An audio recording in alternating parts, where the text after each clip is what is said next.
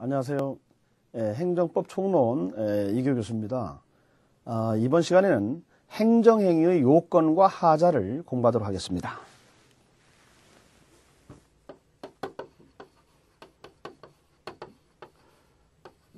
행정행위의 요건과 그리고 이러한 요건을 제대로 갖추지 못했을 때 하자 문제가 발생하죠. 우리 하자, 흠이라고 얘기를 합니다. 하자가 발생한다.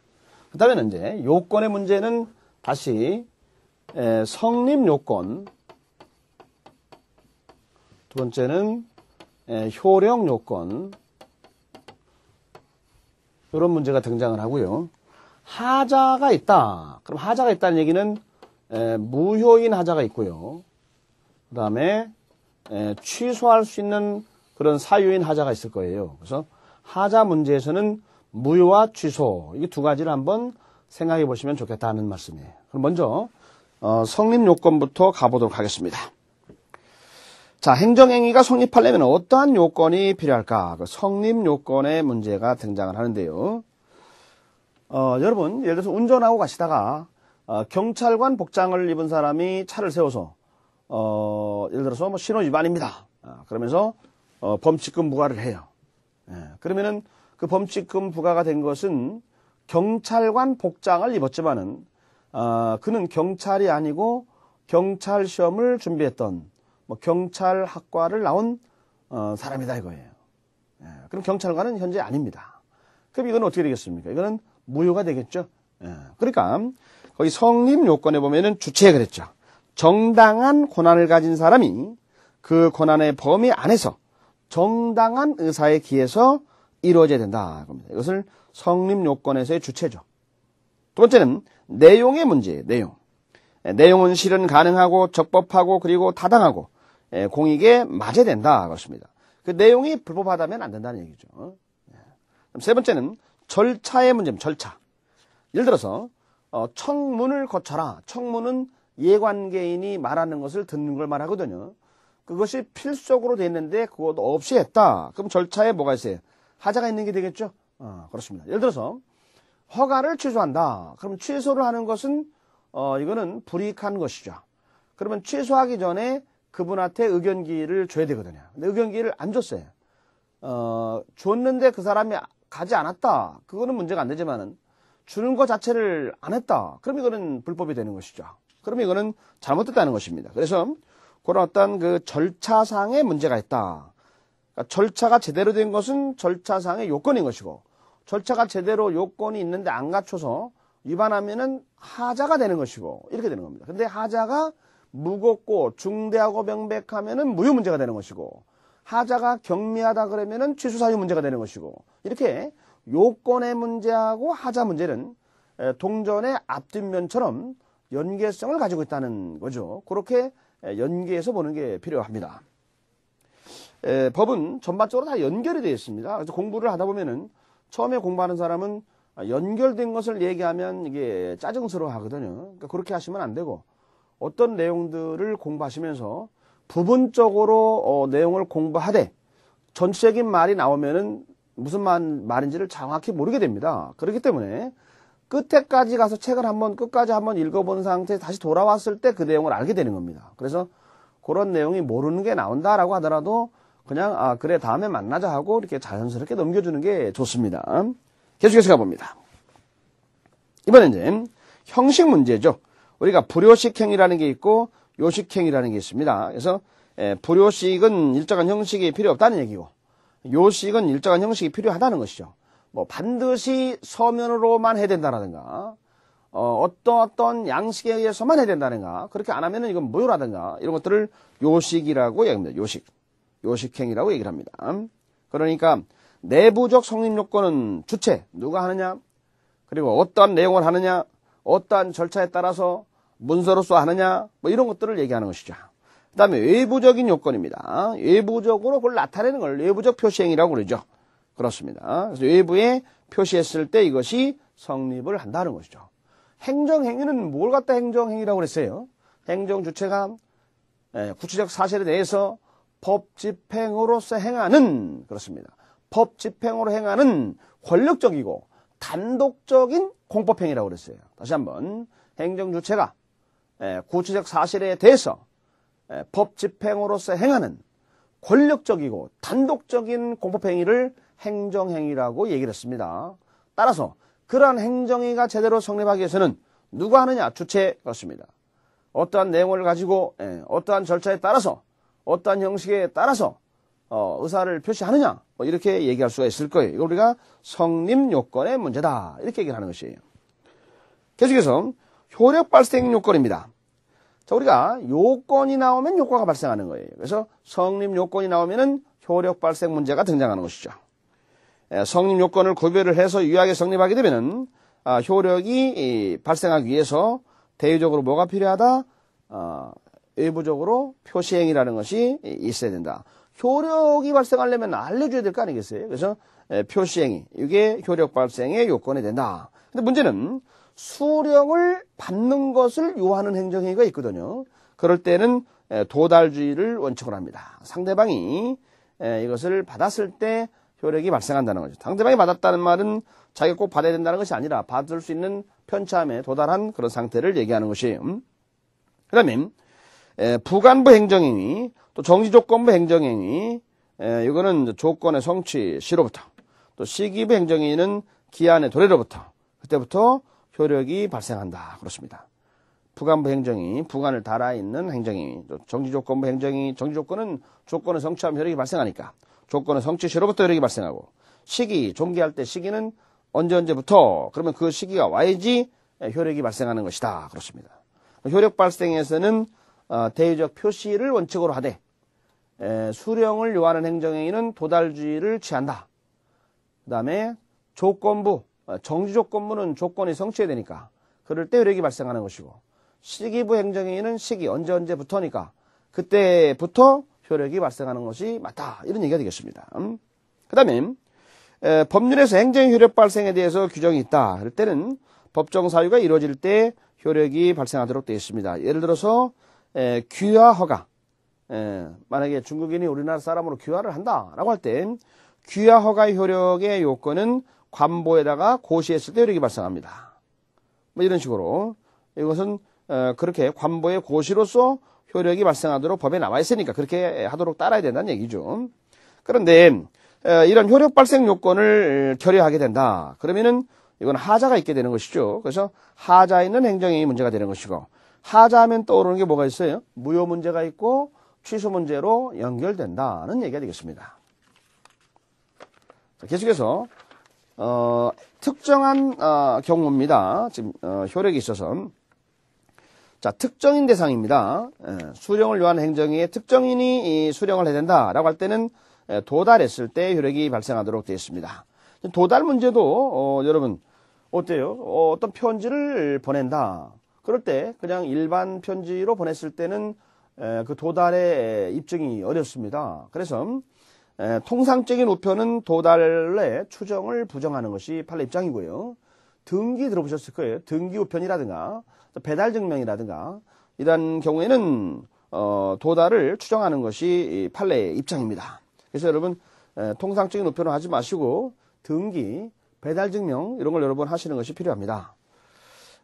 그 다음에 계속해서 송달을 받는 사람의 주소가 이게 파악이 잘 안 됩니다. 이랬을 때 문제가 또 되는데요. 그럴 때는 공고를 통해서 하도록 되어 있습니다. 공고. 그렇게 공고를 하게 되면은 공고로부터 14일을 경과하면은 효력이 발생하도록 규정이 되어 있습니다. 계속해서 불특정 다수를 대상으로 할 때는 또 어떻게 할 것인가? 그럴 때는 개별적 도달이 안 되겠죠. 그렇기 때문에 공시라든가 또는 공고라든가 이런 걸 통해서 효력을 발생하게 됩니다.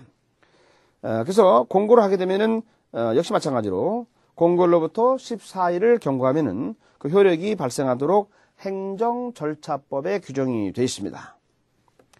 다만 행정기관이 공문서에 따르는 사무 처리한다라고 별도의 규정이 되어 있다 이거죠. 그랬을 때는 공고가 있게 되면은 5일을 경과함으로써 도달한 것으로 효력이 발생하도록 사무관리 규정에 역시 또 나와 있습니다. 공문서 사무처리 경우를 얘기하고 있습니다. 공문서 사무처리 규정을 별도로 갖고 있을 때는 오일이 경과물 효력이 발생을 하고 공고 방법으로 하고 다른 법에 특별 규정이 없다 이거죠. 지금처럼 공문서 사무처리 규정 이게 별도로 있는 게 아니다 이거예요. 그럴 때는 공고일로부터 14일의 경과에 따라서 효력이 발생하도록 되어 있다는 얘기입니다.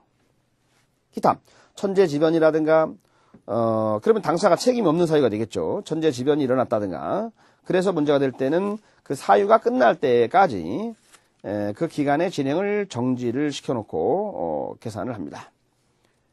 계속해서 행정행위 효력입니다.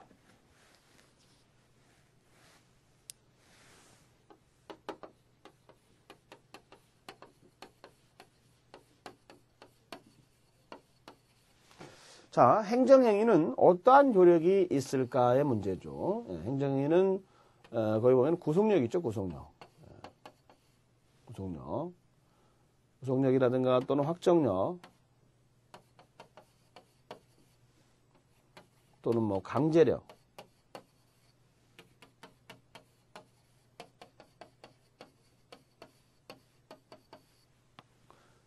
그래서 이런 등등이 있게 되는데요. 먼저 구속력을 봐보겠습니다. 우리가 그냥 일반적으로 행정의 효력하면은 바로 이제 구속력을 얘기하고 있습니다. 구속력. 구속력. 그래서 구속력의 경우는 모든 행정의 경우에 당연히 인정되는 효과를 가지고 있습니다. 보통 얘기할 때는 그 구속력을 얘기하는데요. 그렇다고 해서 이 구속력이 고유한 효력이다라고 얘기하면 X 틀리는 말이 됩니다.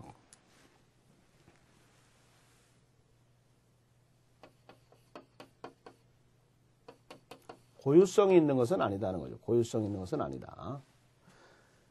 그 다음에는 또 공정력 있다고 그랬죠. 공정력. 또 다른 말로 이제 이거 예선적 효력이라고 그랬죠. 예선적 효력.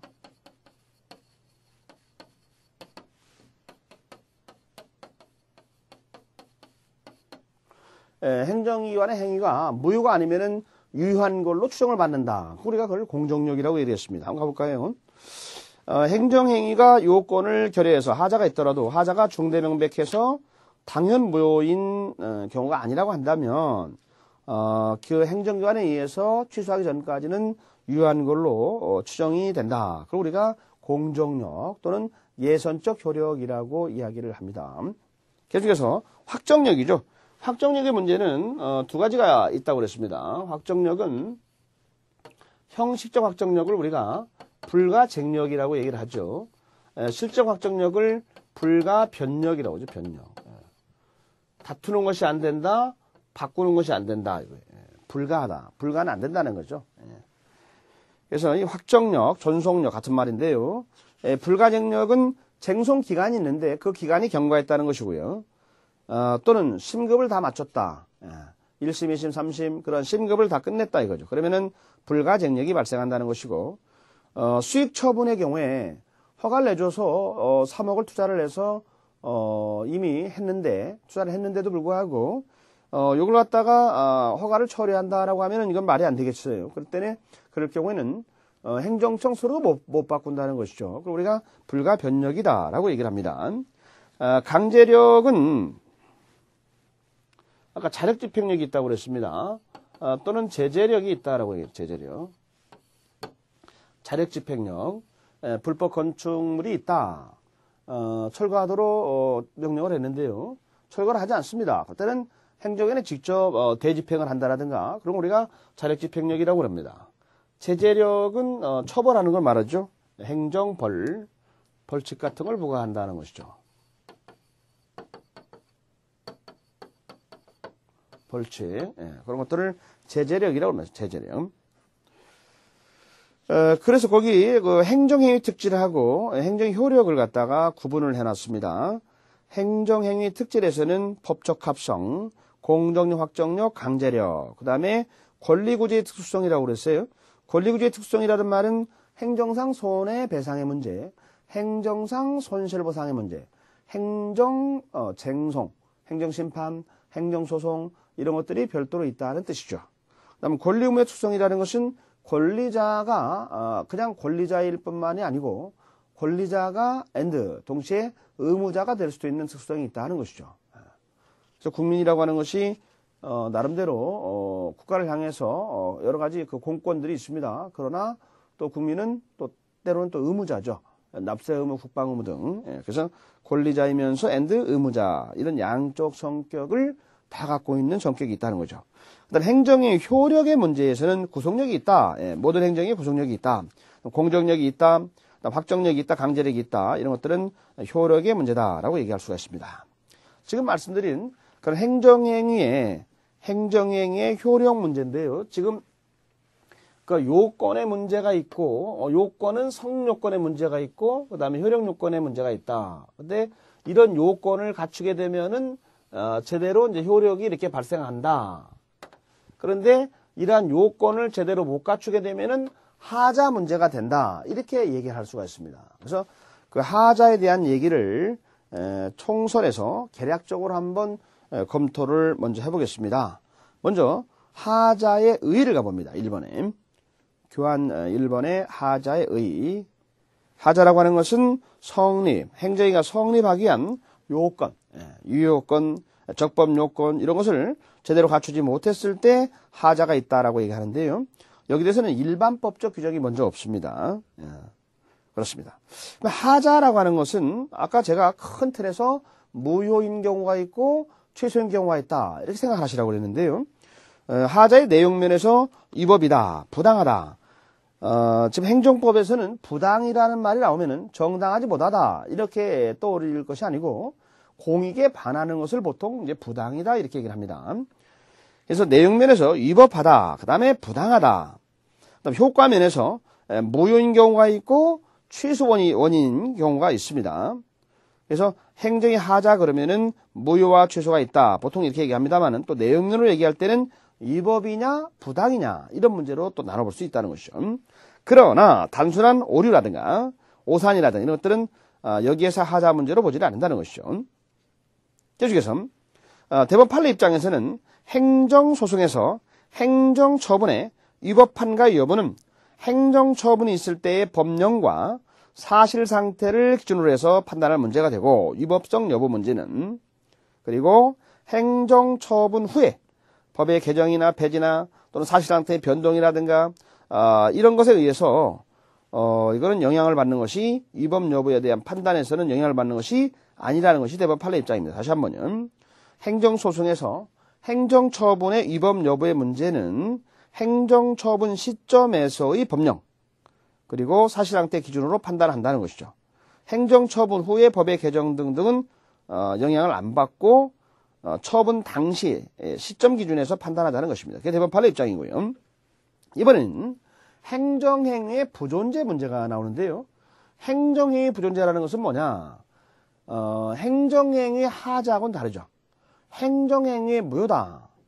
행정행위의 취소다. 그럼 행정행위는 존재하는 거예요. 다만 하자가 있기 때문에 그 효력이 무효냐 취소의 문제인데 행정의 부존재라는 것은 행정행위라는 외관상의 존재 자체가 없는 거예요. 그걸 우리가 부존재라고 합니다. 내용을 보겠습니다. 괄호 2번 가봅니다. 자, 행정의 요건을 갖추고 있지만 하자가 중대명백하다. 그런 건 무효의 문제고. 근데 행정의 부존재라고 하는 것은 행정행위가 그 성립 요건의 중요한 부분을 완전히 빼먹었다. 결여했어요. 그래서 행정행위로서 성립되는 것조차도 이루어지지 못한 경우를 얘기한다는 것입니다. 다시 한번 행정행위로서의 외관조차 없다. 그걸 뭐라고 한다? 부존재라고 얘기를 하는 것이죠. 부존재. 부존재. 그래서 예를 들면은 그런 걸 이제 갑이라는 개인입니다. 그 사람이 자기가 관명을 사칭한단 말이죠. 예를 들어서 자기가 서울시장이라고 얘기한다. 국무총리라고 얘기한다. 뭐 이런 것들은 비행정행위입니다. 그러니까 행정행위가 존재하지 않는 거다는 것이죠. 그런 걸 얘기할 때 쓰는 말이고요. 징계위원회에서 징계를 결정을 했습니다. 갑이라는 공무원에 대해서 파면, 해임, 정지, 감봉, 견책 그러한 징계를 결정을 했어요. 근데 그 징계를 결정을 했지만 외부에 표시는 안 했습니다. 그럼 외부에 표시 안 했으면은 이거는 성립 요건에서 외부적인 요건을 갖추지 못했습니다. 그렇기 때문에 이거는 해당이 없다는 얘기죠. 또 행정행위가 실효된 경우입니다. 그 행정행위가 있으면은 해제 조건에서 조건을 성취하면 효력이 사라진다고 그랬죠. 해제 조건에서의 조건의 성취 그렇습니다. 또 기한의 도래 그러면 사라졌죠. 실효가 됐습니다. 그럴 때는 이거는 부존재, 존재하지 않는다라고 얘기할 수가 있습니다. 그 다음에 또 무효행정의 구별에서는 효력이 전혀 발생하지 않는다는 면에서는 부존재와 무효가 같은 면이 있어요. 그런데 무효인 행정행위는 나름대로 행정행위로서의 어떤 게 있었는데요. 다만 중대하고 명백한 위법 때문에 무효가 된 것입니다. 그렇기 때문에 다른 행정행위로 할 수 있는 요건을 갖췄어요. 그러면 이걸 바꿔주자는 것입니다. 그걸 다른 말로 전환의 문제라고 그래요. 전환. 그러나 행정의 부존재는 아예 그냥 외관이 전혀 존재하지 않아요. 그렇기 때문에 이거는 전환할 수 있는 문제가 된다 안 된다? 되지를 전혀 않는다는 것이죠. 따라서 무효인 행정행위하고는 그 성격이 다르다라고 이야기할 수가 있습니다. 또 잠시 쉬었다가 무효와 취소 문제를 또 나눠서 설명을 하겠습니다.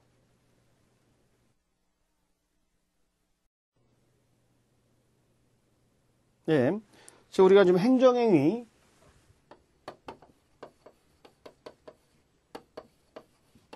의 하자, 하자의 총설 부분을 지금 공부하고 있습니다.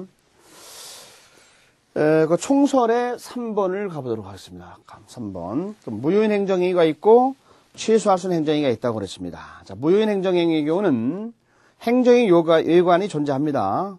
그런데 무효라는 것은 하자가 중대하고 명백하다는 거죠. 그렇기 때문에 처음부터 원인 무효, 처음부터 효력이 발생하지 않는 것을 말합니다.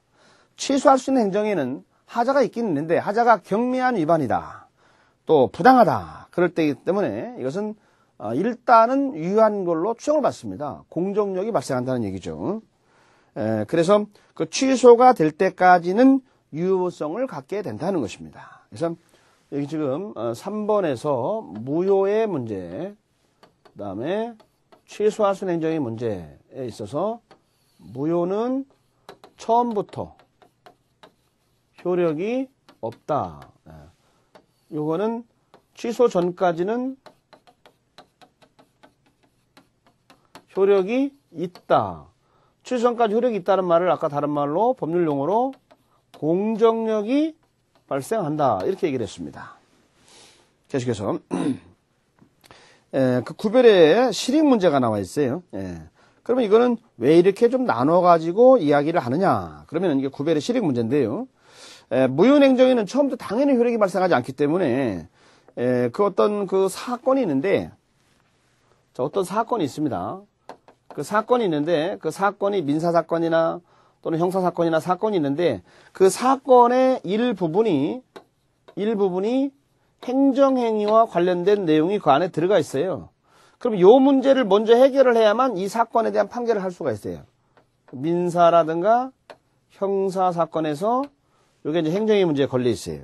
그러니까 요 행정행위 문제를 요걸 갖다 먼저 결정을 해야 돼. 먼저 결정하는 걸 뭐라고 그러죠? 선결 문제라고 그래요. 선결 문제.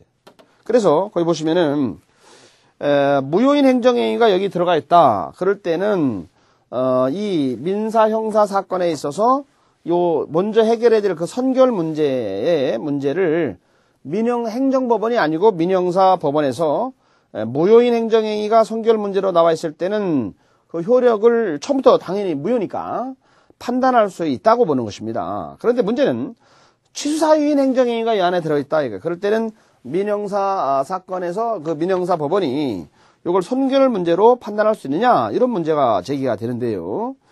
취소 사유의 문제에서는 일단은 무효가 아니면 유효한 걸로 추정을 받기 때문에, 공정이 있기 때문에 선결 문제로 판단할 수가 있느냐, 이런 문제에 있어서 선결 문제로 판단할 수 없다는 것이 이제 일단 원칙입니다. 일단은. 그런데 위법성 문제를 갖고 논할 때는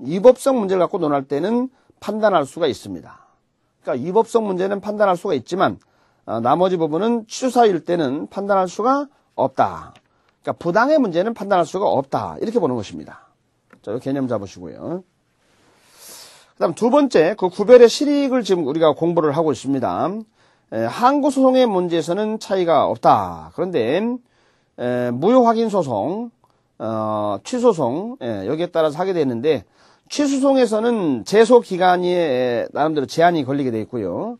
행정심판 전추지가 적용이 된다. 행정심판 전추지라는 말은 행정심판을 거친 다음에 소송을 제기하게 되어 있다는 얘기죠. 무효등 확인소송에는 적용되지가 않습니다. 그러니까 무효등 확인소송에서는 기간 제한이란 말이 없다는 얘기죠. 그 다음에 사정재결, 사정판결이란 말이 나왔는데요. 재결이란 말은 행정심판을 말하는 것이고요. 판결은 소송에서 판결을 내렸다는 뜻이죠. 그러니까는 사정이란 말이 있다는 얘기는 뭐냐? 공익이란 사정이 있으니까 당신 주장이 맞지만은 요 공익이란 사정 때문에 당신 얘기를 못 들어주겠다. 이런 걸 얘기할 때 사정이란 말을 써요. 그래서 사정재결, 사정판결 문제는 취소할 수 있는 행정행위 때 적용되는 것이죠. 무효일 때는 해당이 없겠죠. 왜냐하면 무효는 원인 무효, 처음부터 효력이 발생하지 않기 때문에 무효인 행정행위의 경우는 사정판결, 사정재결이란 말이 논할 필요가 없겠죠. 이야기 자체가 나올 수가 없으니까요. 그 밑으로 가보겠습니다. 그 불가쟁력이 발생한 이의 제기기한이 지났다는 얘기죠. 불가쟁력이 발생한 선행정행위에 하자가 있다. 그럴 경우에 그 하자가 무효다. 그러면 그 무효는 당연히 승계가 되니까 무효 처리가 될 것이고, 근데 하자가 취소 사유가 된다. 그럼 취소는 승계가 안 되니까 이거는 원칙적으로 승계되지 않는 것이 되기 때문에 일단 유효성이 추정이 된다는 얘기죠. 그 다음에 하자에 대해서는 그 하자가 무효하고 취소가 있다고 그랬는데 이 무효일 때는 전환 문제가 제기될 수 있다고 그랬고요. 취소 사유일 때는 그 경미한 위반의 문제니까 이건 치료 가능하다는 거죠. 그러니까 치유 문제가 제기될 수 있는 면에서 양자의 구별 실익이 있다는 얘기죠. 그 다음 무효는 무효니까 처음부터 효력이 발생하지 않기 때문에 무효일 때는 신뢰보 원칙이 적용이 안 됩니다. 그렇습니다. 그렇다면은 무효인 행정행위라는 것은 그러니까 무효니까 효력이 하나도 발생 안 되기 때문에 그 무효인 행정행위에 대해서는 공무집행방해죄가 성립되지 않는다는 것이죠. 따라서 정당방위 문제가 된다는 것이죠. 정당방위 문제가 된다는 것이죠. 공무집행방해죄는 공무원이 공무를 집행하는 것에 대해서 폭행협박을 할 때 공무집행방해죄가 되는 것이에요. 근데 이거는 공무원이 아닌 사람입니다. 그러면은 이거는 무효다. 무효행정이기 때문에 거기에 대해서는 정당방위 문제가 된다는 거죠. 정당방위 문제가 된다는 것은 뭐냐? 위법성이 조각돼서 범죄가 안 된다는 얘기죠. 우리가 어떤 것들이 이게 이제 범죄가 되려면은 이 범죄 성립 요건이라는 게 있어요. 그래서 거기에는 법 조문에 나와 있는 구성 요건에 해당해야 된다는 거죠. 그 다음에 위법해야 됩니다. 그리고 책임성을 물을 수 있어야 돼요. 그래서 범죄 성립 요건이라고 그러는데, 그런데 이러한 위법성이라는 것을 없애는 걸 조각이라고 그래요. 법률 용어로. 그럼 없애게 되면은 세 가지 중에 하나가 빠졌으니까 범죄 성립이 안 된다. 그런 뜻이거든요. 그래서 이런 위법성이 조각되는 것 중에서 예를 들면 여러 가지가 있어요. 여러 가지가 있는데 정당방위, 긴급피난, 자구행위, 피해자 승낙에 대한 행위, 정당행위 뭐 등등이 있는데 지금 얘기한 것처럼 정당방위로서 인정이 됐다. 그러면은 위법성을 없애버리니까 범죄가 성립이 안 된다. 따라서 공무집행방해죄라는 범죄가 성립이 안 된다. 이제 그런 얘기가 되겠습니다. 계속해서 공정력, 확정력 이런 것들은 무효가 아닌 예컨대 취소할 수 있는 행정행위한테 인정이 되고 무효인 행정행위는 공정력, 확정력이 인정될 수가 없는 거다. 처음부터 효력이 발생하지 않는다. 이런 얘기가 되겠습니다. 그다음 무효인 행정행위는 행정쟁송에 있어서 기간 제한을 받지 않는다. 처음부터 효력이 발생하지 않았기 때문에 그렇습니다. 그렇기 때문에 불가쟁력이라는 게 발생하지 않습니다. 그러나 취소할 수 있는 행정행위 문제의 경우는 기간 제한이 있기 때문에 불가쟁력이 발생을 하게 된다는 것이죠. 자, 그렇다면은 무효인 행정행위와 취소할 수 있는 행정행위에 대한 구별에 대한 학설들이 있습니다. 먼저 중대설이 있습니다. 중대명백설이 있고요. 조사의무 위반설이 있습니다. 그 다음 명백성, 보충, 요건설, 대법 판례의 소수 견해가 되겠습니다. 또 구체적 가치 형량설, 히페르교스의 흠개별화 이론이 있습니다. 이렇게 5가지의 견해가 대립되어 있는데요. 우리 이 판례와 다솔의 입장에서는 중대명백설에 위치해 있습니다. 2번을 가보겠습니다. 중대명백설을 가봅니다. 자, 행정행위의 내용이 중대하고 그 하자가 외관상 명백하다. 그럴 때는 당연 무효가 된다는 것이죠. 중대하고 명백하다. 중대하거나 명백하다가 아니고 중대하고 and 하자가 명백하다. 그럴 때는 이거는 무효가 된다는 것이죠. 그리고 그 중대하고 명백하다가 아니고 하나의 요건, 한 요건 또는 두 요건의 전부가 빠진다. 그럴 때는 무효 문제가 아니고 취소 문제로 보자는 것입니다. 이게 바로 다솔과 그 판례 입장이 되겠습니다. 그렇다면은 여기서 중대성과 명백성이란 말이 이제 중요한 개념이 되는데요. 그럼 중대성은 뭐고 명백성은 뭐냐는 것이죠. 중대성이란 능력 규정, 강행 규정과 같은 중요한 법규 위반 여부를 참작을 해서 행정행위가 법률 요건을 위반해서 그 하자가 내용적으로 중대하다는 것을 얘기합니다. 다시 한번 능력 규정, 강행 규정과 같은 그러한 중요한 법규 위반 여부를 참작을 하되 행정행위가 법률 요건을 위반해서 하자가 내용적으로 중대하다. 그럴 때 우리가 중대성이라고 얘기하고 명백성이라고 하는 것은 정상적인 일반인이죠. 평균인 그러한 정상적인 인식 능력을 기준으로 객관적으로 외관상 명백하다 이렇습니다. 그래서 외관상 일견 명백설 이렇게 얘기를 합니다. 보통. 그래서 중대 명백설이 다수설과 판례 입장이라는 걸 여러분 기억을 하시고요. 이러한 중대 명백 여부를 판단할 때는 판례 입장에서 볼 때는 어떤 그 법의 그 목적이라든가 의미라든가 이런 목적론적인 고찰과 동시에 구체적인 사안의 자체의 특수성도 같이 함정으로 고찰을 해서 판단해야 된다. 이렇게 보고 있습니다.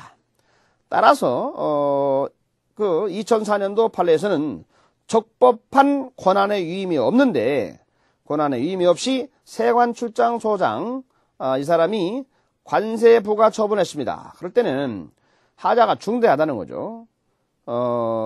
그러나 객관적으로 명백하지 않다는 겁니다. 그렇기 때문에 이것은 당연 무효는 아니다. 당연 무효가 아니라는 얘기는 취소할 수 있는 사유다는 얘기를 하고 있는 것이죠. 중대 명백설을 말씀을 드렸고요. 또 조사 의무 위반설이라든가 또는 명백성 보충 요건설이라든가 또 구체적 가치 형량설, 히펠의 흠 개별화 이론 뭐 이런 것들을 여러분이 참고로 한번 읽어보셨으면 하는 바람이고요. 계속해서 하자의 치유와 전환의 문제가 되겠습니다. 자, 우리가 성립 요건과 효력 발생 요건을 결의할 때 하자 문제가 되는데 하자는 큰 틀에서는 무효인 경우에 행정행위가 있고 취소할 수 있는 행정행위 문제가 있다고 그랬는데요. 그걸 갖다가 다시 이제 무효는 전환의 문제, 취소는 치유 문제를 또 생각해 볼 수가 있습니다. 그래서 치유와 전환이 등장을 합니다. 자, 행정법에서는 그 규정 자체의 치유 전환 이런 별도의 규정을 갖고 있지 않습니다. 그렇지만은 법익의 어떤 새로운 불이익을 침범하지 않는다. 그럴 경우에는 신뢰 보호라든가 이런 또 행정의 반복이라든가 이런 것을 피하기 위해서 나름대로 하자의 치유와 전환의 문제가 등장을 하게 됩니다. 그럼 치유가 보겠어요. 치유. 자, 치유는 말 그대로 치료를 한다는 겁니다. 그래서 하자를 나중에 가서 성립 당시 하자가 있었지만은 사후에 그 하자를 치료하기 위해서 보완을 한다라든가 이런 것들을 얘기할 때 쓰는 표현입니다. 보완, 사후에 보완. 또 경미하니까 그 하자에 대한 치유가 가능하다는 그 의미가 깔려 있습니다. 그래서 사후 보완, 그 신청할 당시에 필요한 서류가 빠졌다. 나중에 내라. 무권 대리다. 무권 대리는 권한이 없다는 얘기입니다. 무권 대리인데 나중에 이제 추인을 한단 말이죠. 이런 거라든가 상대방의 협력이 필요한 것인데 협력이 없었는데 나중에 가서 이제 추인을 한다든가 이런 사후 보완에 따라서 치유가 가능할 수 있다라고 얘기할 수 있을 겁니다. 그렇다면은 하자의 치유를 언제까지 이제 허용할 건가 이런 또 시적인 문제가 있습니다. 이런 부분에 대해서는 상당한 기간 내에 한다. 판례는 상당한 기간 내에 한다. 그렇습니다. 변론 종결시는 아니고 상당한 기간 내에 한다면 상당한 기간. 상당하다는 말이 참 애매한 말입니다만은 그런 부분들은 흔히 우리 이제 불확정 개념이라고 얘기를 합니다. 일반적으로 볼 때 누가 보더라도 긍정할 수 있는 그런 기간 내에 한다는 뜻이 되겠습니다. 그다음 불가쟁력은 불복 기간의 경과로 인해서 기간이 경과했으니까 행정일을 다툴 수 없다 그런 얘기입니다. 근데 기간이 경과했으니까 다툴 수 없다, 효력을 다툴 수 없다는 것이지 기간만 지나면은 그 하자가 치료가 되는 것은 아니기 때문에 그 불가쟁력이라는 거하고 치유가 된다라고 하는 개념을 구분해서 판단하는 게 필요하고요. 공정력이라는 것은 하자가 무효가 아니다. 그럴 때는 일단은 유효한 걸로 추정이 된다는 얘기거든요. 잠정적 추정을 얘기하는 것입니다. 그러면 공정력이 있다. 그러면 이거는 하자가 완전히 유효하게 치유가 된 것이냐? 역시 이것도 아니라는 얘기죠. 그래서 공정력 문제, 불가쟁력 문제는 하자가 치유됐다는 의미를 얘기하는 것은 아니라는 거 여러분 주의하셔야 되겠습니다. 계속해서 전환의 문제입니다. 무효인 행정행위다. 근데 무효이니까 이거 쓰레기통에 집어넣어야 될 것인가? 많은 서류를 구비해서 했는데 이걸 다른 걸로 바꾸는 것도 가능할 수 있지 않을까? 이런 문제가 전환의 문제가 되겠습니다. 그래서 전환이라고 하는 것은 본래 의도한 행정행위로서는 무효다. 그러나 일정한 요건하에 흠이 없는 다른 행정행위로서 요건을 갖추고 있다 이겁니다. 그럴 경우에는 다른 행위로서의 효력을 인정할 수 있다는 것을 얘기하는 것이죠. 예를 들어서 죽은 사람입니다. 사자에 대한 과세처분을 상속인에 대한 과세처분으로 바꿔준다. 그렇습니다. 갑이라는 사람이 허가를 신청을 했습니다. 근데 갑이 사망을 했어요. 그랬을 때 갑의 상속인 이름으로 해준다. 뭐 이런 것들도 전환의 문제다. 이렇게 얘기할 수 있습니다. 전환에는 어떠한 요건이 필요할 것인가? 먼저 적극적인 요건이 있습니다. 무효인 행정행위와 전환되는 행정행위 요건, 효과, 목적 이런 것들이 실질적으로 공통성이 있어야 된다는 것이죠. 그리고 전환될 행정행위로서의 어떤 요건들, 법적인 요건, 성립 요건, 효력 발생 요건 이런 것들을 갖춰야 되고요. 그리고 전환하는 것에 대해서 하고 싶어 해야 된다는 거죠. 의욕성이 있어야 된다는 것입니다. 두 번째는 소극적 요건의 문제죠. 행정청의 의도에 위반이 안 돼야 된다. 전환이라고 하는 것이. 또 상대방한테 원처분보다 불이익하게 되면 안 되겠다 이거죠. 또 제3자 이익을 침범하는 것도 안 되겠다는 것입니다. 그리고 기속행위는 재량행위로서 허용하는 것은 안 된다는 것이죠. 이런 것들을 갖춰야 된다는 것이 전환의 요건의 문제가 되겠습니다. 행정의 전환은 예를 들면 어떤 것이 있을 것인가? 그렇습니다. 토지 수용 절차에서 재결 신청인이 죽었을 때 상속인에게 인정하도록 한다라든가 죽은 사자이죠, 사자. 사자에 대한 귀속재산 불허, 광업허가, 또 조세부과를 상속인한테 넘기는 것, 과세가 잘못됐어요. 과오남. 이거에 대해서 다른 조세채무에 충당해서 이걸 바꿔주는 문제, 환급 문제. 이중도로 부담금 처분을 독촉효력으로 인정한다라든가. 자, 무효인 행정행위의 전환권자는 누구냐 이거. 전환은 누가 할 것인가? 이거는 처분행정청이 할 수 있도록 되어 있습니다. 다만 법원이 전환권자가 될 수 있느냐 여기 대해서는 찬반 양론의 대립이 있습니다. 그 다음에 취소할 수 있는 행정에 대해서는 전환을 인정할 수 있냐에 대해서는 견해의 대립이 있습니다. 긍정적인 입장인 다수의 입장입니다. 현재. 자, 무효인 행정행위는 전환이 되고 취소할 수 있는 행정행위는 치유를 하면 되겠다 이거예요. 그럼 취소할 수 있는 행정행위인데 치유가 아니고 전환을 하겠다 이거야. 그러면 가능할 수 있느냐? 이거는 가능할 수 있다는 게 다수의 입장입니다. 그 다음에 전환된 행정행위는 그 자체가 새로운 행정행위가 되는 것이다 이거예요. 상대방은 행정쟁송의 방법을 통해서 그 전환을 또 문제 삼아서 다툴 수도 있는 것도 역시 열려 있다는 것이죠. 그러니까 다시 얘기하면은 무효는 무조건 전환이고 취소는 무조건 치유가 되는 것이고 이렇게 보는 것이 아니고 그 내용을 전환이다. 무효인 행정이다. 그러면 전환이라는 것이 가능할 수 있다. 그 다음에 취소할 수 있는 행정이다. 그러면 치유라는 것이 가능할 수 있다. 근데 치유라는 것을 안 하고 취소할 수 있는 행정이지만 전환을 자기는 하겠다. 이렇게 하는 것들도 가능할 수 있다. 이렇게 암기식이 아니고 이해를 한 바탕이 필요하다는 얘기입니다. 그 다음에 하자의 승계 문제입니다. 하자의 승계. 우리가 어떤 행위가 있으면 행정행위가 있는데 그 두 개의 행정행위가 서로 이렇게 연결돼 가지고 연속해서 이루어진다 이거죠. 그럴 때 앞에 이루어진 선행정행위가 취소하유가 있다. 그럴 때에 그걸 그 기간 내에 다투지 않아 가지고 불가쟁력이 발생을 했습니다. 또 하자 없는 뒤에 있는 행정행위에 앞에 선 행정행위 하자가 문제가 돼갖고 또 다툴 수 있냐 이런 문제를 하자의 승계 문제라고 이야기합니다. 자, 앞에 이루어진 행정행위가 무효입니다. 그럴 때는 무효는 원인 무효니까 처음부터 효력이 발생하지 않습니다. 따라서 불가쟁력이 발생하지 않습니다. 그렇기 때문에 무효인 행정행위의 그 무효라는 하자는 당연히 그 뒤에 이루어져 있는 하자 승계가 된다고 봐야 될 거예요. 당연히 하자가 승계가 됩니다. 그렇다면 문제 핵심은 취소하순 행정의 문제로서 이제 관심 대상이 가게 되겠죠. 자, 그럼 두 번째 가보겠습니다. 하자 승계 문제의 전제 조건은 무엇인가 이거예요. 먼저 연속되는 행정위 간의 문제라고 그랬습니다. 자, 선행 행정위가 무효면은 당연히 승계가 된다고 그랬습니다. 물론 이제 후행 행정위에 어떤 고유한 하자는 물론 없을 때를 얘기하고 있습니다. 두 번째는 승계 여부 문제에 있어서 선행과 후행에 있어서 그 처분이 행정행위가 동일한 법적 효과를 목적으로 하느냐 이거예요. 동일한 법적 효과를 목적으로 한다. 그러면은 하자가 승계가 됩니다. 예를 들면 대집행에서 계고, 통지, 실행, 비용징수. 대집행 절차 생각나실 거예요. 대집행 뭐라고요? 계고, 통지, 실행, 비용징수. 예. 뒤에 이제 우리가 공부하게 됩니다. 계고, 영장, 통지, 실행, 비용징수 이런 것들은 전부 다 동일한 법적 효과를 목적으로 하는 것이죠. 그렇기 때문에 그 앞에 하자가 있으면은 뒤에 하자가 승계가 된다는 건 너무나 당연합니다. 세금 안 내서 독촉을 한다. 예.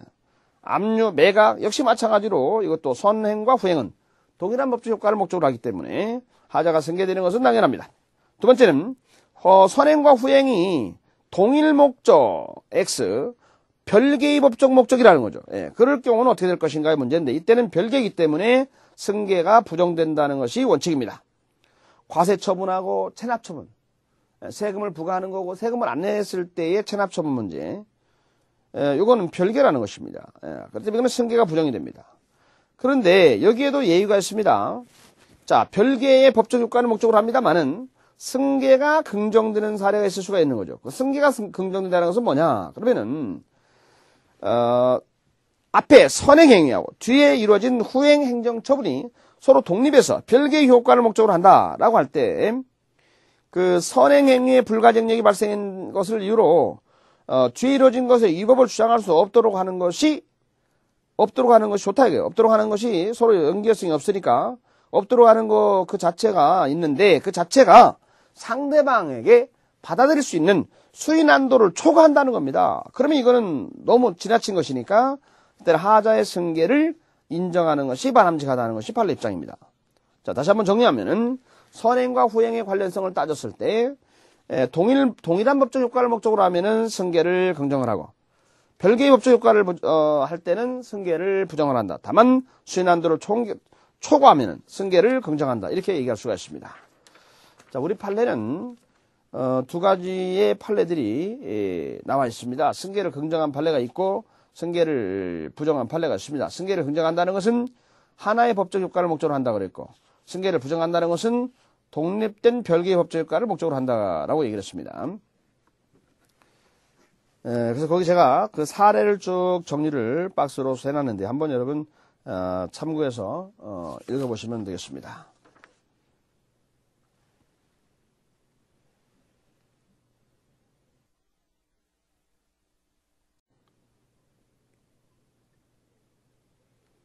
네, 그럼 무효인 행정행위 부분을 보겠습니다.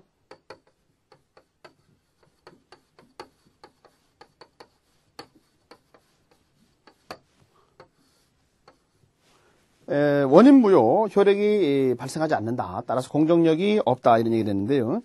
유형은 갖추고 있다라고 그랬습니다. 그리고 중대명백서를 떠올리라고 그랬습니다. 하자가 중대명백하기 때문에 처음부터 당연히 효력이 발생하지 않는다라고 하는 점을 강조를 했습니다.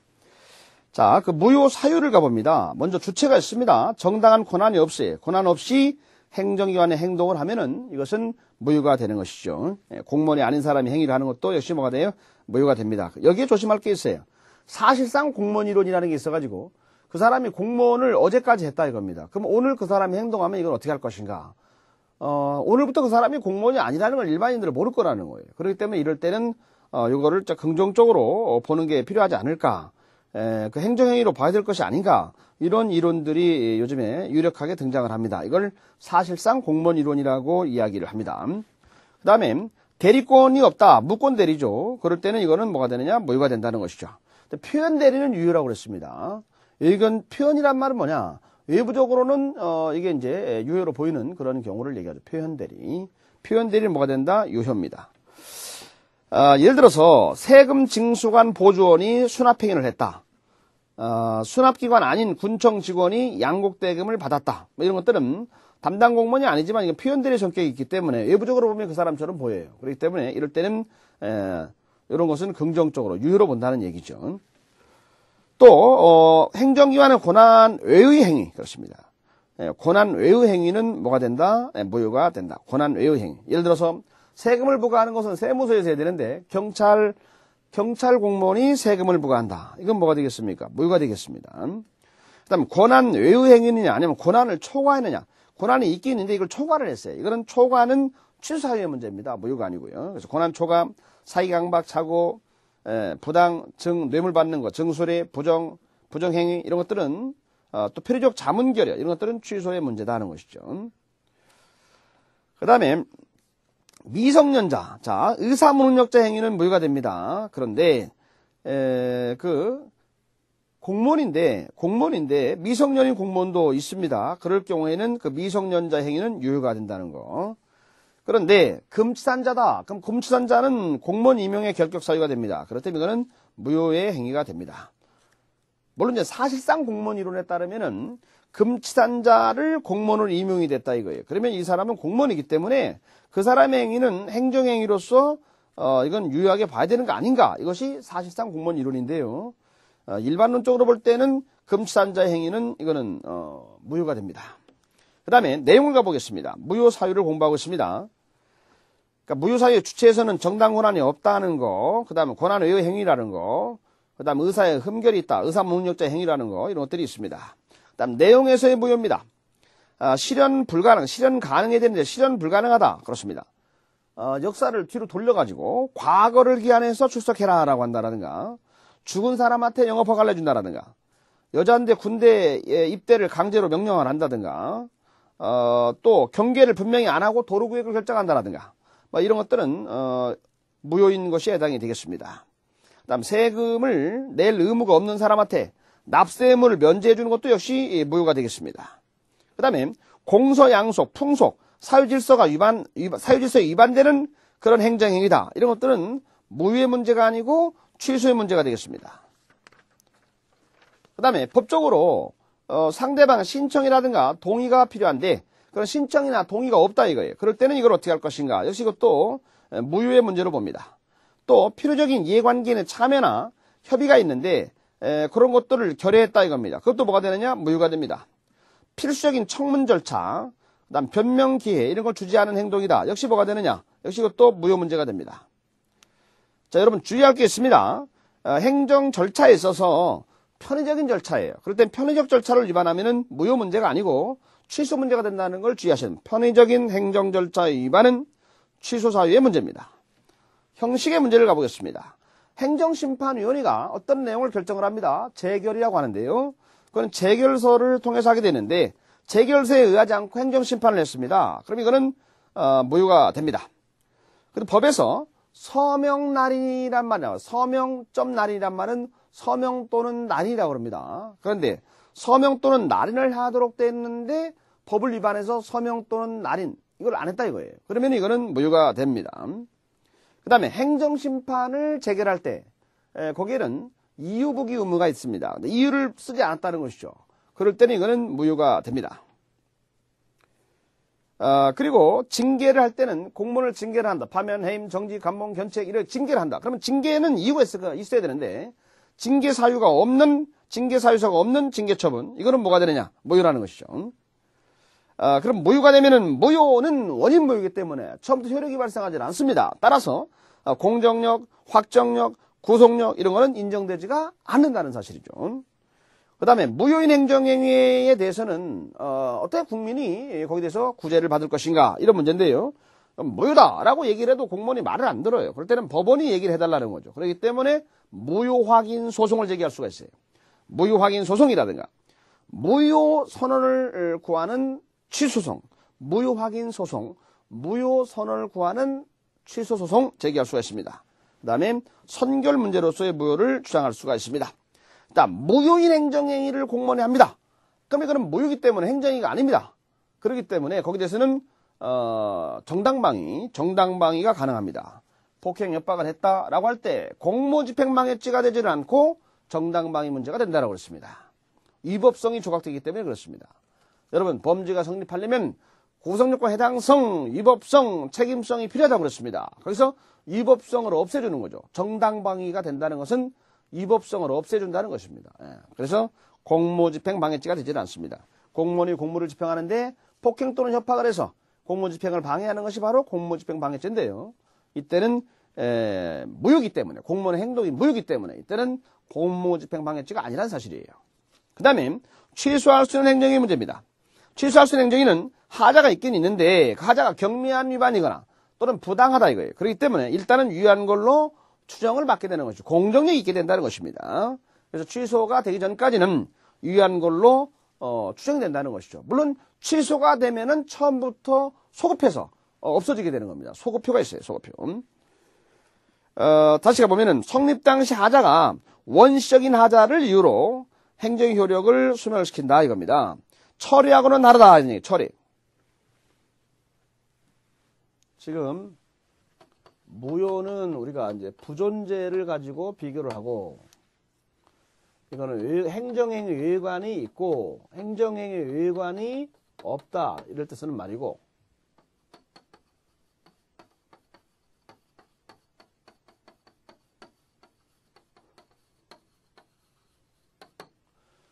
지금 이제 취소할 수 있는 행정의 문제는 처리를 하는 거하고 비교를 하고 여기 취소할 수 있는 행정에는 하자가 성립 시에 하자가 있다는 거죠. 처리의 문제는 철의 사유가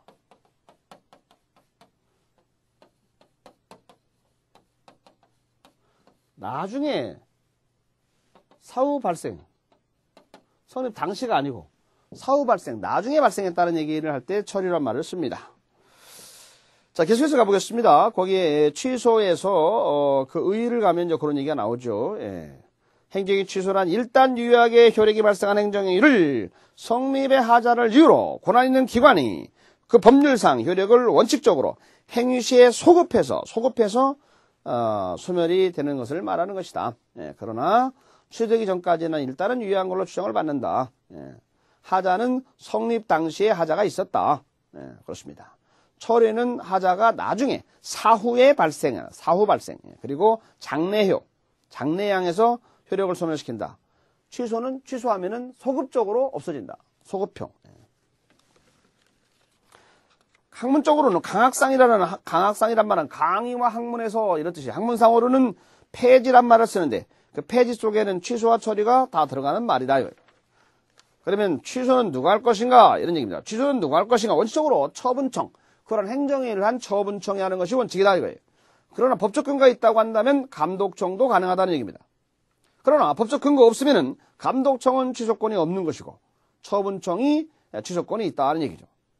계속해서 쟁송 취소의 문제입니다. 쟁송 다툰단 말이에요. 그래서 취소 쟁송 제기를 했다. 이 신청이다. 그럼 이 신청은 누가 할 것인가? 이 신청에 대해서는 누가 할 것인가? 허가 취소를 했다. 그럼 허가 취소가 잘못됐다 그러면 허가 취소를 취소해달라. 그런 것에 대한 문제인데요. 그때 이 신청을 했다 그러면 처분청이 하는 것이고 이 신청에 대해서는 행정심판은 행정심판위원회가 있어요. 그 다음에 행정소송은 법원에서 그 취소를 하니까 취소권자는 행정소송은 법원이 되는 것이고 취소권자가 행정심판에서는 행정심판위원회가 되는 것이고 이 신청에서는 취소권자가 누가 될 것인가? 처분청이 된다. 이렇게 얘기할 수가 있습니다. 그다음 취소할 때는 유형들이 있습니다. 직권 취소가 있고요. 행정심판에 의한 취소가 있고요. 법원에 따른 취소가 있습니다.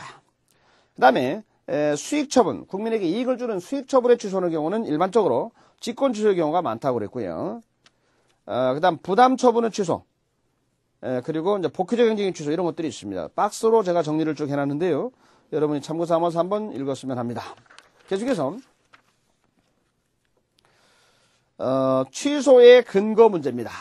취소를 한다라고 할 때는 나름대로 그것도 이제 행정의 행위니까 법적 근거가 필요한데요.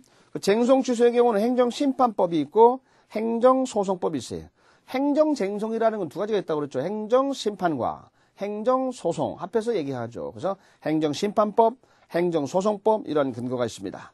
자, 직권취소입니다. 직권취소. 직권취소는 별도의 법적 근거 없어도 가능할 수 있다. 이게 이제 판례의 입장입니다. 계속해서 취소의 사유 문제입니다. 취소의 사유. 예. 자, 지금 우리는 행정의 하자에서 취소할 수 있는 행정행위에 있어서 취소의 사유를 공부하고 있는데요. 먼저 필요적인 자문을 결의했어요. 필요적 자문 결여. 취소 문제가 됩니다. 권한 외에는 무효였지만 권한 초과, 권한 없는 사람은 무효인데 권한 초과, 권한 있긴 있다는 얘기입니다. 약간 오버했다. 초과입니다. 그럴 때는 취소 문제가 되는 것이죠. 사기, 강박, 착오. 예, 사기, 강박, 착오에 의해서 행정행위가 이루어졌어요. 그럴 때는 취소 문제가 된다는 것이죠. 물론 단순한 이게 잘못된 오기, 오산, 계산 잘못한 거 이건 유효입니다. 증수리, 부정신고, 부정행위에 따라서 행정행위가 이루어졌다. 뇌물 받아서 그러면 이건 취소 문제라는 것이죠. 공무원이 뇌물 받는 걸 뭐라고 그러죠? 수뢰죄라고 그러죠. 수뢰. 예. 사전수뢰, 사후수뢰 여러 가지가 있습니다만은 그 다음에 지금 행정기관의 하자가 있어서 그걸 취소 사유가 있다. 그때 그 취소 원인을 얘기하고 있는데요. 그 필요적 자문 결여, 초과, 증소리, 뭐 사기강박, 착오에 따라 이루어졌다 이런 것들이 이제 사유가 되는 것이고 그렇다면 그 내용에 들어가면은 단순한 위반이 있단 말이에요. 단순한 위법, 단순한 중대한 위법이 아니고 단순한 위법이지만 단순한 위법이라는 거예요. 또 부당하다는 얘기는 정당하지 않다 그런 뜻이 아니라고 그랬습니다. 공익에 위반된다는 것이죠. 공익에 위반하는 건 부당이다, 부당. 또 공소, 양속, 미풍, 양속, 사유질서에 위반된다, 공소, 양속에 위반된다 그런 것들은 취소의 문제가 되는 것이죠. 그 다음에 편의적 행정 절차 위반이다. 역시 뭐예요? 취소의 문제가 됩니다. 경미한 형식이 위반이다. 그럴 때는 뭐가 되겠습니까? 그때는 역시 취소가 문제가 되죠. 서명 또는 날인을 반드시 하게 되어 있습니다. 법에. 그런데 안 했어요. 그러면 이건 뭐예요? 무효 문제가 되는 것이고요. 그러나 날짜 기재에 있어서 경미한 위반이다. 이런 것들은 취소 문제라는 얘기죠. 그럼 절차와 형식을 가보겠습니다. 자, 절차와 형식에서는 일반적인 법조문의 규정은 없습니다. 그런데 수익처분, 국민에게 이익을 주는 행정행위에 있어서 직권취소다. 그러니까 직권취소의 경우에는 상대방에게 부담적 효과를 발생시키기 때문에 허가를 내줬다가 허가를 취소하면 당연히 부담스럽죠. 그렇기 때문에 행정절차법에 따라서 사전에 통지를 해주고 그렇게 할 건데 당신은 어떠느냐 하고 의견 제출할 기회를 주고 변명 기회를 주고 그 다음 이유도 분명히 써주고 그렇게 법에 나와 있다는 것입니다. 그래서 영업허가 취소의 경우에 개별법에서 상대방의 권익보호를 위해서 청문 절차를 요구하는 경우가 종종 있다. 그렇습니다. 그래서 직권취소는 재량이지만 그렇다. 그다음 쟁송 취소에서는 이의신청, 행정심판, 행정소송 엄격한 절차가 있다 이겁니다. 그 불이익한 행정처분할 때는 의견 기회를 주게 돼 있고요. 사전에 의견 진술 기회를 주게 돼 있고요. 그 다음에 개별법에서도 또 명문 규정이 있어갖고 청문 규정을 대게 둬서 확실하게 그 사람의 변명기를 주고 얘기를 들어보라는 의무가 이렇게 돼 있습니다. 다만 이제 문제는 뭐냐면은 그러한 규정이 있다라고 하더라도 그러한 절차를 살짝 생략하고 취소를 했다. 이렇게 했을 때 그것이 무효인 행정행위냐 취소인 행정행위냐 문제인데요. 자기 일로 생각하면 아마 무효라고 그랬을 거예요. 그러나 판례를 보면은 대부분의 판례들이 무효가 아니고 취소할 수 있는 행위로 이렇게 보고 있습니다. 그러니까 남의 일이라는 얘기죠. 그 다음 다시 그 밑에 가보면은 취소권의 제한 문제입니다. 쟁송 취소의 문제인데요. 부담적 행정행위가 주제사항이고 그렇기 때문에 이거는 부담을 갖다가 취소하면 좋을 거예요. 그렇기 때문에 취소는 제한을 받지 않습니다. 다만 공공복리를 침범하면 안 되기 때문에 공공복리를 위해서 제한되는 경우들이 있습니다. 사정 재결, 사정 판결 그렇습니다. 그 다음 직권취소 문제입니다. 직권취소 주로 수익처분, 국민에게 이익을 주는 행정행위를 대상으로 하기 때문에 역시 이것도 제한을 받게 됩니다. 따라서 그 법적 안정성이라든가 기득권이라든가 신뢰 보호라든가 공익이라든가 이런 것들을 잘 비교 형량을 해서 해야 된다는 사실이죠. 그래서 비교 형량을 해서 어떤 것이 우월한가를 잘 따져보셔가지고 공익적인 요구가 더 클 때, 더 큰 경우에 한해서 취소할 수 있다 이렇게 보고 있습니다. 직권 취소의 예를 들면은 예를 들어서 위험 방지, 또 수익 처분에 상대방의 어떤 사기, 뇌물수수 문제, 또 수익자가 행정의 위반을 알았거나 중대한 과실로 알지 못했을 때, 또 쟁송기간이 지나서 더 이상 다툴 수 없어. 그래서 불가증력이 발생한 경우, 뭐 이럴 때는 직권 취소를 인정을 했습니다. 그러나 또 직권 취소가 제한된 경우들이 또 있습니다. 수익 처분이라든가 또 불가변력이 발생한 경우, 행정심판 재결 그렇습니다. 그 다음에 사법, 공법의 반대 사법, 사법 형성적 행위입니다. 그 다음에 포괄적 신분관계의 설정, 예컨대 공무원의 임용이라든가 또 국적부여라든가 이런 것들은 직권 취소를 못하게 돼요. 제한되어 있고요. 등등의 사례들이 굉장히 많이 있는데 한번 읽어보시기 바라고요. 그 다음에 그러면 행정행위의 취소, 그 취소의 효과입니다. 취소하면 어떻게 될 것인가의 문제인데 먼저 형성력이 있습니다. 그 직권 취소든 쟁송 취소든 간에 모두 다 행정의 효력을 소멸시키는 형성력을 발생하고요. 그리고 취소는 지금 성립 당시, 행정행위가 성립될 당시에 하자가 경미한 위반이나 부당하다라고 얘기했습니다. 그래서 그 경미한 위반이나 부당 때문에 행정행위를 취소한다고 그랬는데 이거는 무효 정도는 아니기 때문에 일단은 유효한 거로 추정을 받습니다. 나중에 이제 취소기간에 취소를 했다 이거예요. 그러면 나중에 취소했을 때 취소하면은 나중에 효력 발생하느냐가 아니라 앞으로 다시 가서 소급적으로 효력이 소멸된다는 것이죠. 그래서 소급효 문제에서는 행정의 취소는 원래 성립 당시 하자, 원시적인 하자를 대상으로 하기 때문에 소급해서 효력이 발생하는 것이 원칙이다. 처음부터 없던 걸로 된다. 이런 얘기입니다. 소급적으로 효력이 발생, 소급효가 있다. 소급효. 다만 수익 처분의 경우에는 법적 안정성, 신뢰보호 관점에서 당사자에게 잘못이 없다라고 할 때는 장래효를 발생하도록 하는 경우가 생길 수가 있다는 거죠. 자, 그 밑에 또 가보면은요, 직권 취소의 문제에서는 불가변력이 발생하지 않기 때문에 직권 취소는 불가변력이 발생하지 않기 때문에 불가변력이란 말은 행정기관 스스로도 못 바꾼다 그걸 불가변력이라고 그래요.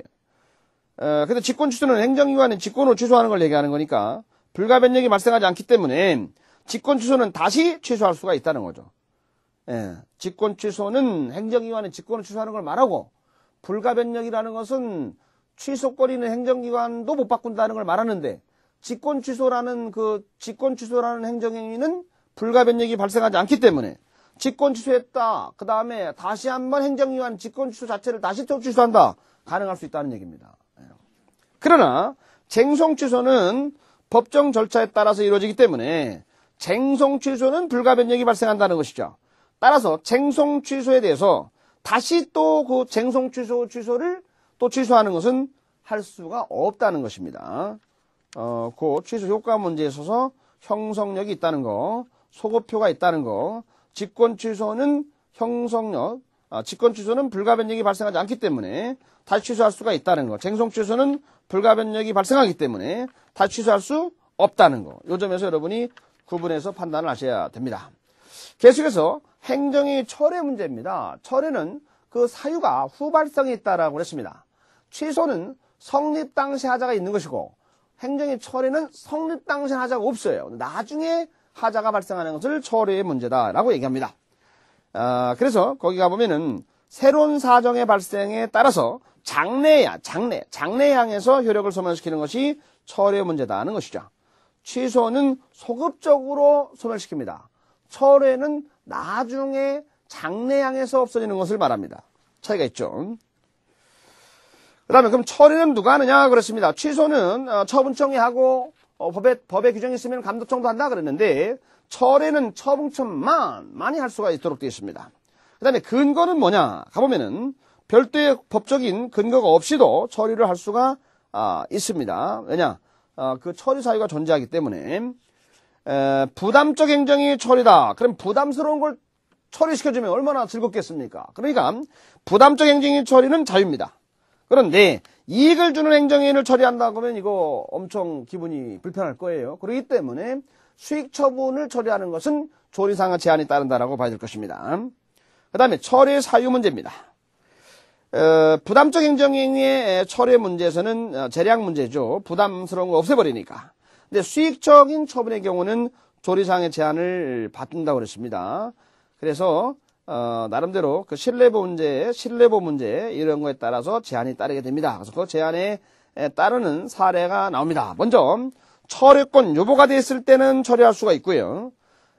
부담을 이행하지 않았을 때 처리할 수가 있고요. 그 다음 의무를 위반하면 처리할 수가 있습니다. 그리고 소급표 금지 원칙상 행정의 효력에 아무런 영향이 없다는 것도 주의를 하셔야 됩니다. 그리고 수급자 요건을 갖추지 못한 경우, 또 도로 조명 허가의 철회, 이런 경우에도 사실관계 변경에 따라서 문제가 되고요. 그 다음에 중대한 공식상 필요에 따라서 처리할 수 있는 경우도 있습니다. 상대방 동의하면 또 역시 처리할 수가 있습니다. 그 다음에 이 처리에 대해서는 법의 별도 규정을 갖고 있는 게 아니기 때문에 일반 행정 절차에 따라서 처리할 수 있도록 되어 있습니다. 물론 청문이라든가 자문이라든가 이게 법에 나와 있으면 그 법에 따라서 해야 된다는 것은 너무나 자명한 사실이고요. 그럼 처리하면은 형성력이 발생을 하고 장래 양의 세력이 발생한다. 장래요. 소급표 X 장래. 다만 예외가 있습니다. 다만 예외적으로 행정 목적 달성 때문에 소급표를 인정하는 경우도 있다는 것도 여러분 주의하셔야 됩니다. 그리고 부수적 효과에서는 수익 처분의 처리에 따라서 이 사람이 피해를 입었어요. 그러면은 특별한 희생이다. 그럼 이제 보상 문제가 법에 따라서 제기가 될 겁니다. 그 다음에 행정행위를 처리했는데 그 처리가 또 하자가 있어요. 그럴 때는 그 처리를 갖다가 다시 취소할 수도 있습니다. 직권 취소 문제로서 제기될 수가 있습니다. 행정의 실효 문제는 실효는 당연히 효력을 소멸시키는 것을 실효라고 얘기를 합니다. 예를 들어서 의사를 면허를 내줬는데 의사가 죽었습니다. 그러면 그 의사 면허가 실효되는 건 너무나 당연한 얘기가 되겠습니다.